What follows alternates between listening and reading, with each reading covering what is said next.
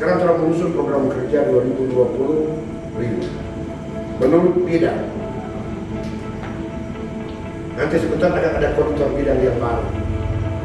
Tapi terus tentukan juga indikator yang akan dievaluasi nanti oleh bidang.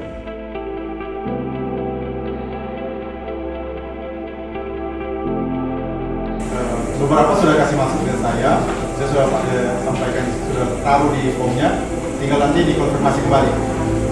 Setelah itu baru nanti masing-masing bidang akan dengan tim untuk dikasih kebutuhan yang masih belum tercover nanti.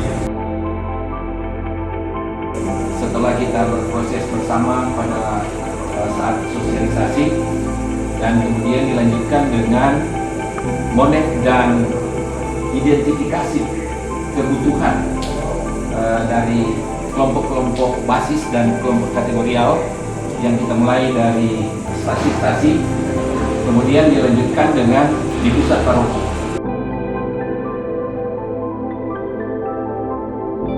Bidang 1, bidang 2, bidang 4, bidang 5, sebelum menyusun program, dia baik-baik untuk program yang dari basis, dari masing-masing tim soalnya.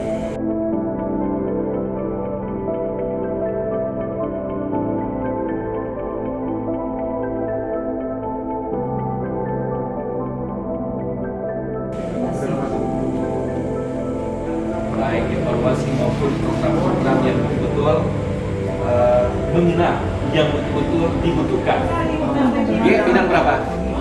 Dua. Pak Agus misalnya membagiin pelatihan kurang lebih dari sini, misalnya dari 16 bulan.